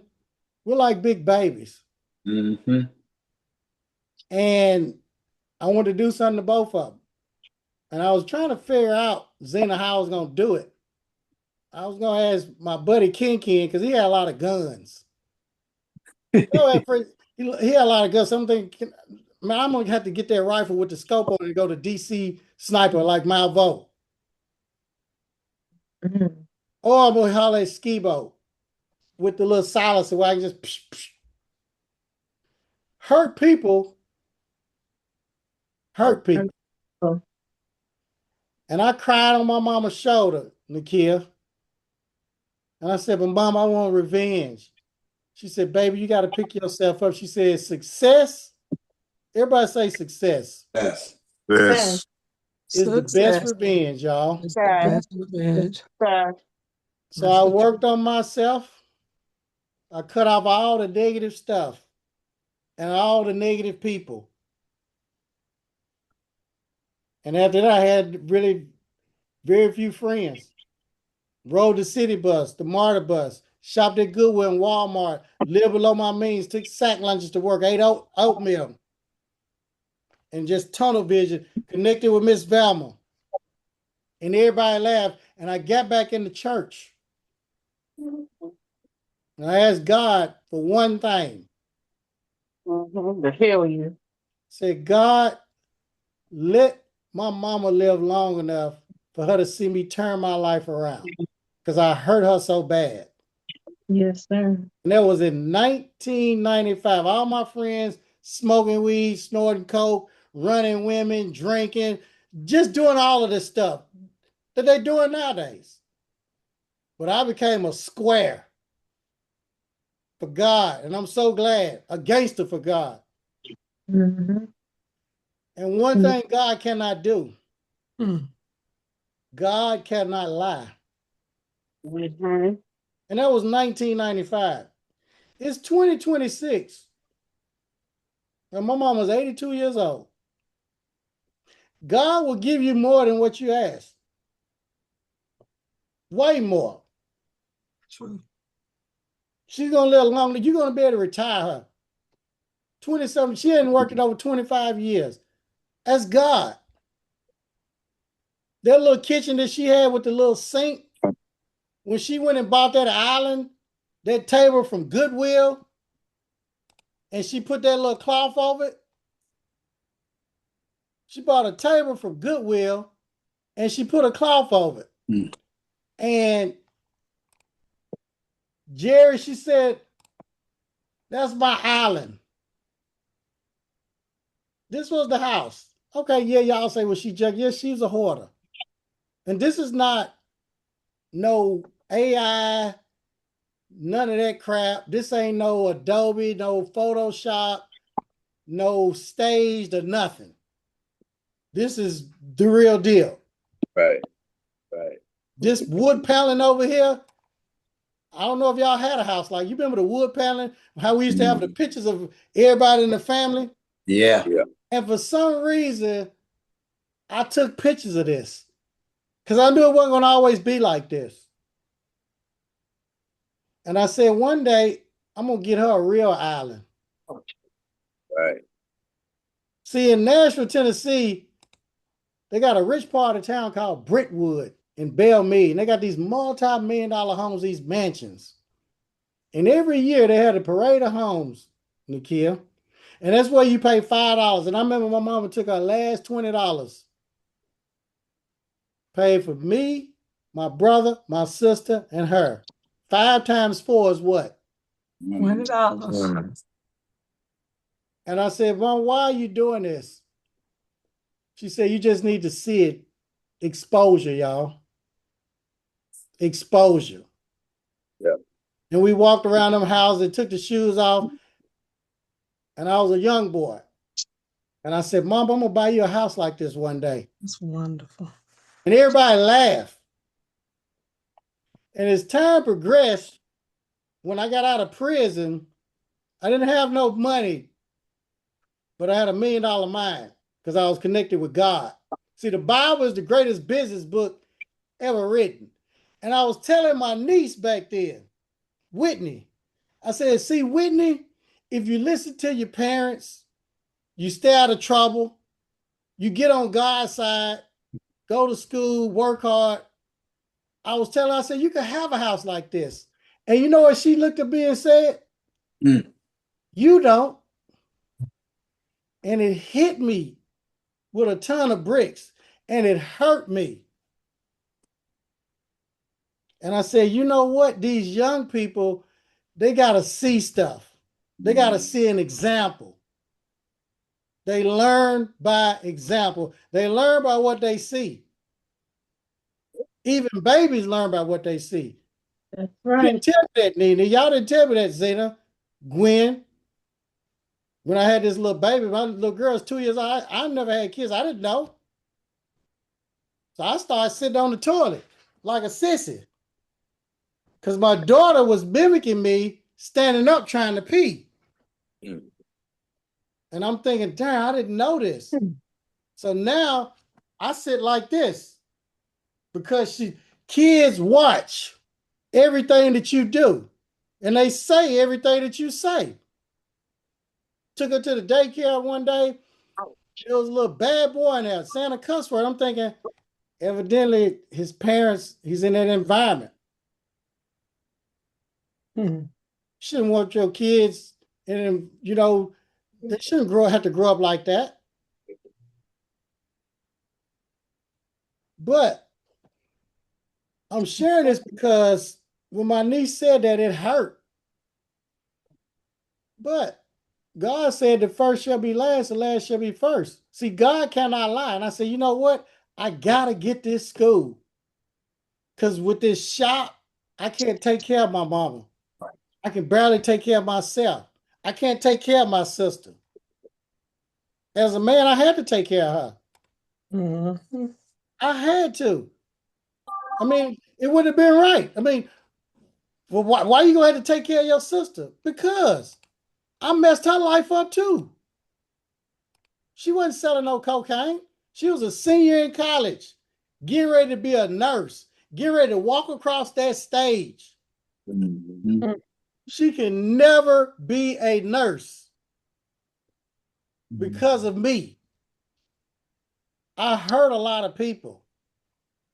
I felt bad.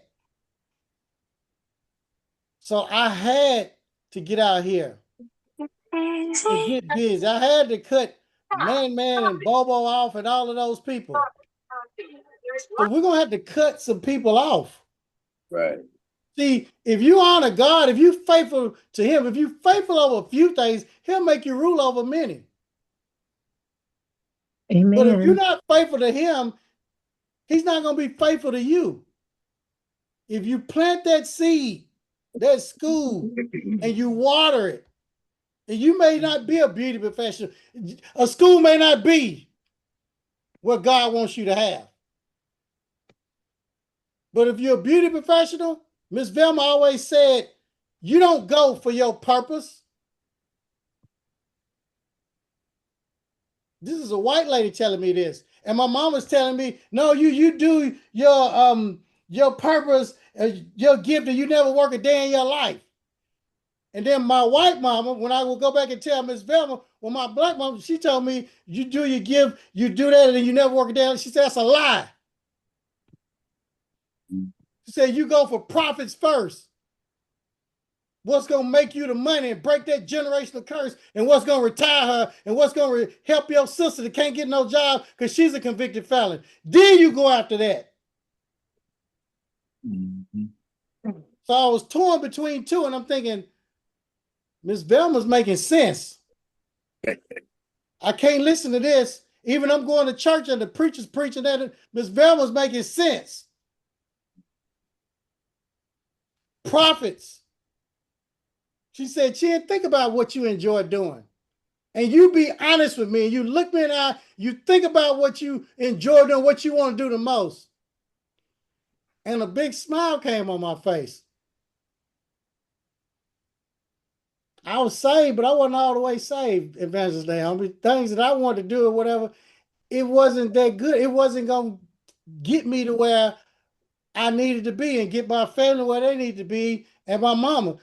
Everything I wanted to do wasn't good. Even to this day, as bad as the food is killing us, I don't eat pork and all that and ribs, but I'd want to eat it. Everything that I want to do pretty much was not good. So she said, profits over that gift or whatever it is that you want to do, and they tell you never work and do what you love to do, and you never work a day in your life. She said, that's a lie. Think about that. If I did what I love to do, I wouldn't be here. I'd be broke. My mom would probably be dead from stress. All my mama's friends are dead. You know why?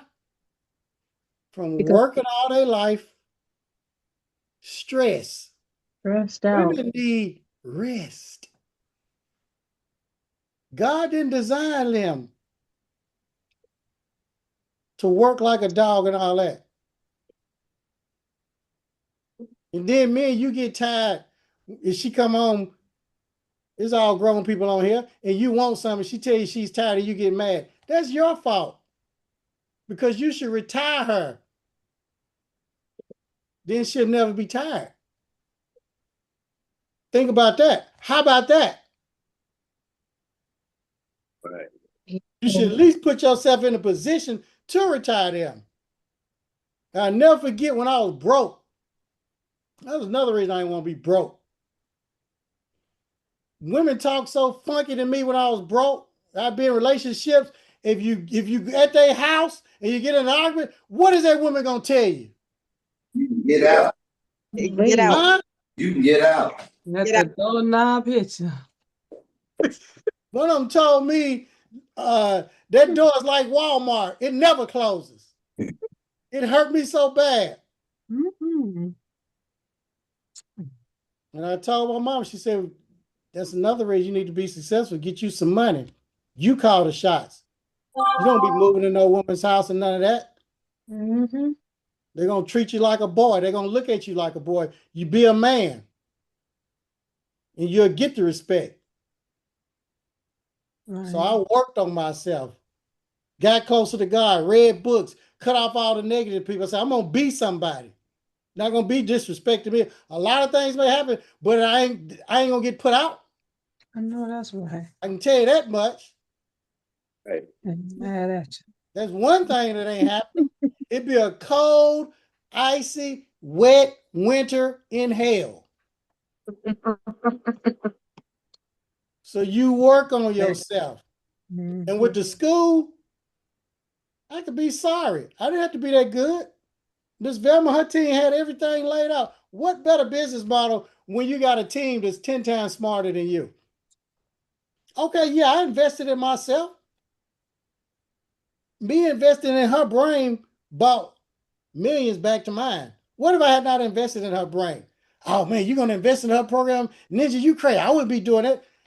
Your broke, negative family members and friends will tell you that. But if you're gonna go buy a Cadillac or Benz or a car, whatever, they encourage you to do that, to buy that purse or that bag, but to invest in your mind. I should have billions of dollars because I've invested more in my mind than you all have spent on your house. Right. So I should have it. I care about myself. You can tell what people care about, what they invest the most money in. Not only do I care about myself, but I care even more about my family. And you should too.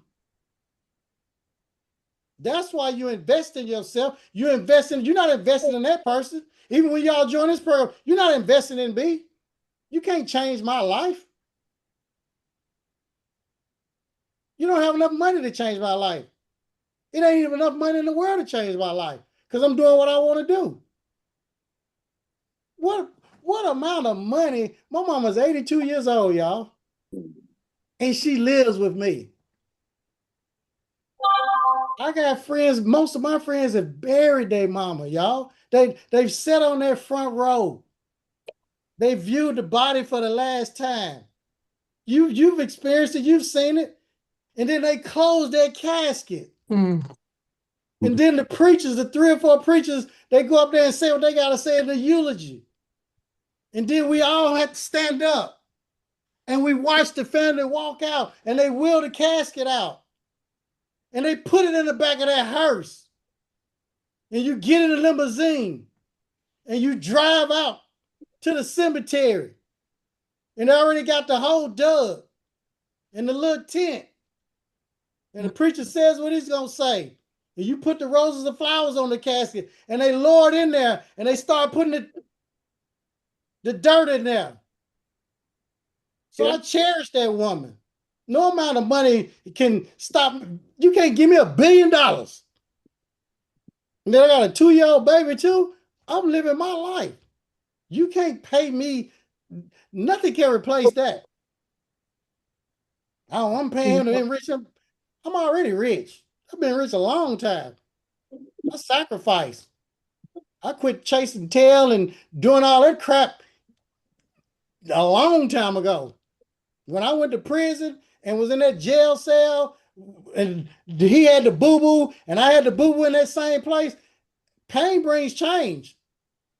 Okay, you didn't have to tell me, don't listen to that Snoop Dogg and all rolling down the street, smoking endo, sipping on gin and juice, laid back, my mind on my money on my mind, got me some cigarettes, gin. Everybody got their cup. You didn't have to tell me don't listen to all that crap. I just remember that from way back then.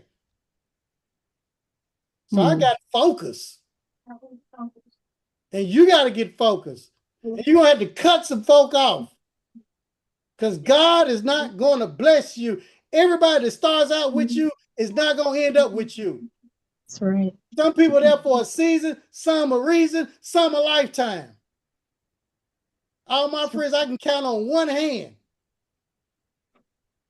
One hand from my childhood. And it ain't nothing but about 2 or 3 of them. Ken and probably 1 or 2 other people. Everybody else, you should have been done outgrew your friends. So it's time for us to get busy. And when you take on this school, you're going to have to be focused. And it's going to pay off. And it's going to change your life.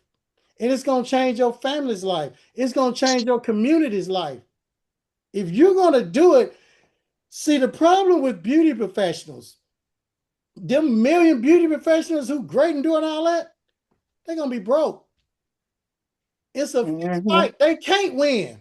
No matter all that, they cannot win because they're operating at the lowest level of wealth, exchanging time for money, using their muscles. They're violating the biblical principle. It's not going to work. They have a level 10 skill set. They're like Messi. You know, on the soccer player Messi, Pele, and all of the do for Argentina, Ronaldo. They the best at what they do. Kobe, LeBron, Michael, Floyd Mayweather, they the best at what they do. But they will not win because it's a fixed fight. Even if they think they'll win, they'll lose. Because they have a level 10 skill. They're violating a biblical principle. They're applying a level 10 skill set to a level 1 opportunity. I don't care if you're the greatest at what you do. If you're working in the shop or a salon suite, that is a level 1 opportunity. You cannot win. You cannot break the generational curse of poverty. You cannot have time freedom. There's no way. There's only how many hours in a day? 24. 24 hours in a day. How many seconds in a minute? 60. 60 seconds in a minute. How many minutes in an hour? 60. 60 minutes. So that means it's 24 hours in a day, 1,440 minutes in a day, 86,400 seconds in a day. They got to sleep sometime, don't they? Yes, sir. So they can't get rich. They can't win. Level 10, skill set. Oh, they the best. They can cut, style, do all that. And I would just sit back and look at everybody.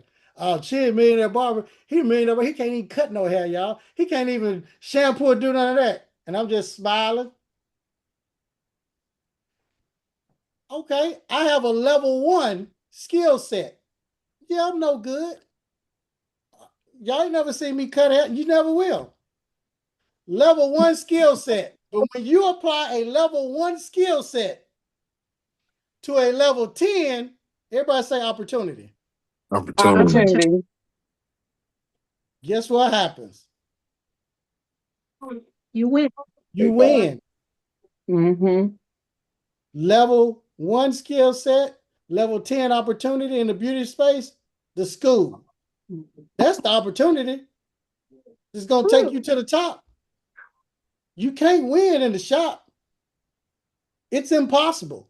You cannot win. You're violating a biblical principle. So it doesn't matter how good you are, you still going to lose. It's a fixed fight. And whatever you decide to do in life, you must look at the opportunity. If I win and I'm the best at what I do and I put my all in it and I win, will I still lose? See, with a beauty professional, even when they win, they've lost. I got friends, y'all, they've been in the beauty industry as long as me. They run circles around me with skill set and they broke and tired because they applied that level 10 skill set to what? Number one. One Level opportunity. One opportunity. opportunity. It's very important. Whatever business thing you do, what is the opportunity? It needs to be a level 10 opportunity. Think about this. You doing something and working hard towards something that even if you win, you're going to lose. Even if you, it's like you dominating the community center in basketball, winning every game. Hell, you still lost versus a bench ride in the NBA. Would you rather dominate at the community center or ride the bench in the NBA? Be NBA on that bench. So you got to think about that. You need to be working on things. If you win, it's going to change your whole family. It's going to change 3 generations deep.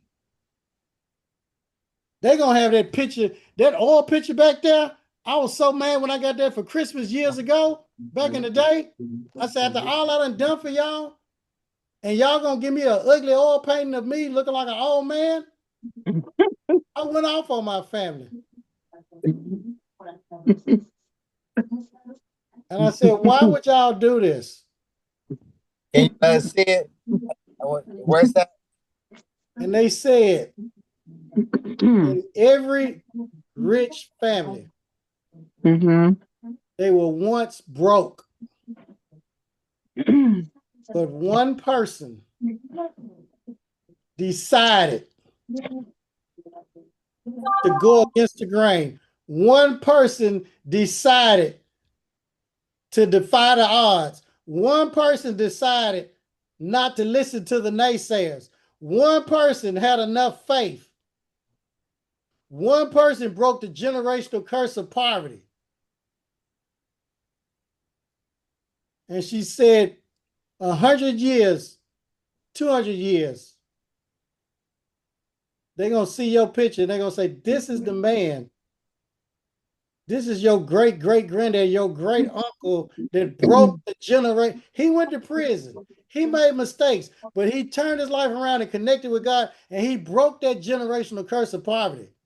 And they say, your picture will forever hang in our family because you're the one that did it. It's up to you to do it, Karen. It's up to you to do it, Jerry. The kids, up to you to do it, Zena. Evangelist Naomi. It's up to you to do it, LaShawn. It's up to you to do it, Gwendolyn. It's up to you to do it, Nene, Warrior Woman. It's up to you to do it, Maurice, Zandra, Clay, Angela. It's up to you all to do it. Because if you don't do it, who else is going to do it, Eddie? Who else is going to do it? Asia? Tyrone? It's going to be you. It's you on that oil painting. Miss Velma had an oil painting. It ain't always, it's not always a man that does it, y'all. It's women too now. But it's going to be up to you. Because nobody else is going to do it. They don't have the courage. They don't have the focus, the tenacity, the fight, the strength to do this, the balls. You're going to have to do it. And I don't care what's happened in the past. Quit living your present and future based on your past. Live from your future. Wasn't no students in that school? 0 students. I was living from my future. One day I'm gonna have 200. God, thank you for this 100. Quit living your life and making decisions based on what you're going through right now. That's not real. That's not real. Live from your future. It ain't gonna always be like this. Oh, I'm out of prison. I'm living at this halfway house. I don't care. But God, you act and walk and work and think and do as if you're already there. Amen. God will make a way out of no way. You get in your word. Feed your spirit. Feed your promise. And starve your problems. Starve them. Even if they're there, you speak out. Devil, is that all you got? The devil don't mess with me. Oh, I'm living a dream. He don't mess with me. Even if I'm experiencing hell, devil, is that all you got? Ninja, you're going to have to go somewhere else. You may as well go on down the street or go next door. Is that all you got? But y'all complaining out loud and the devil going to pour it on. If you boxing and man, you done hurt my eye, his eye's messed up, he going to go for your eye. The devil will leave you alone if you speak out loud. He didn't know that I didn't have no students in that school. I go in there and get on my knees every morning. God, thank you for these 100 students. But it was 100 in the spiritual, but 0 in the physical. See, you letting your physical eye lead you. You got to operate with your spiritual eye. What do you see anything? I don't see nothing. The 7th time he looked up there, I see a cloud the size of a man's hand. See, y'all are not preparing for what God has for you. Greatness is done with preparation in the drought. That's when it's time to get ready. When Noah was building the ark, they said it was crazy. It hadn't rained for years. But God told him, what did God tell you? I can tell what God told some of you, nothing, because you ain't doing nothing. But if he done told you something, your behavior would tell it. Well, Chin, why you wearing them suits to school and you wearing them ties? Oh, you don't F with us no more, you monkey. Oh, you ain't going to the clubs? You ain't running the women? No. God told me something. When he gives you a vision, when Nehemiah was building the wall, you cannot get distracted. He'll try to delay you. You stay focused. And you walk by faith and not by what? Sight. Quit walking by sight. I don't care what it looks like. That's not real. What did God say? What did he tell you? And he didn't give this vision to nobody else. He didn't give it to nobody else in your family. That's why they don't understand what you're doing. It's not for them to understand. I don't care if it's your husband and wife and you're laying next to him, pillow talk, that had sex or whatever. He still ain't told them. They're not going to understand it. What did God tell you? He ain't told nobody else. He told me. Oh, I'm going to retire mama. I'm going to buy a big old mansion, 10,000 square feet. See, they looking at you like, oh, Chin messed up. Prisoner messed his head up. He done said he going to retire mom and sister, buy a mansion and have billions. He messed up. I don't know if they done bent him over or he done dropped the soap and they done messed his booty up and messed his head up. He's messed up, y'all. He's talking crazy. See, you got to dream like a fool.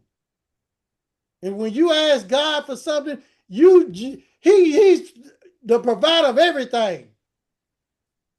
He can do anything. He can speak to the waters, speak to the wind, and it obeys him. Peace be still. Who do you serve? Who are you listening to? If you keep going, if you don't, it took them 40 years to get out of there. You're going to be in there 40 years, you're going to die there. Time for you to rise up. You take one step at a time. I don't care what it looks like. Hell, when I had my school, I was eating oatmeal and taking sack lunches to work. The students was eating better than me.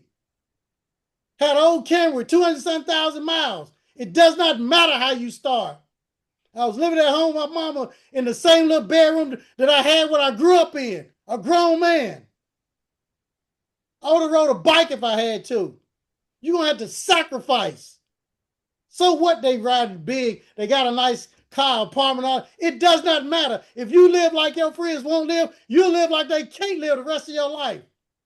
And you don't have to dumb nothing down and water nothing down. I'm not going to water nothing down to y'all. Hell, I've been living like this since 2000, 26 years, because of God. Amen.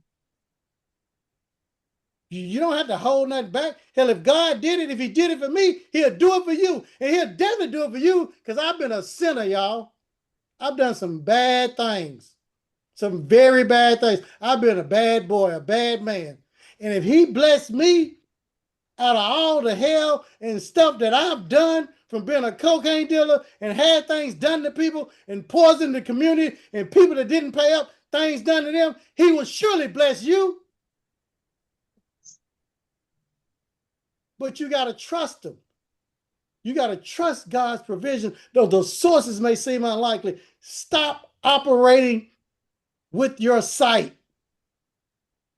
Do you see anything? You thank him in advance. And I don't care what you all going to go through. It ain't nothing that God can't bring you through. Grandma would say the darkest hour is what? Am I the only person that go to church? Before dawn. That's right. Before dawn. Yeah, darkest hour before So dawn. you start feeding yourself more. The higher the level, you going to a higher level. And the higher the levels, the higher the what? Devils.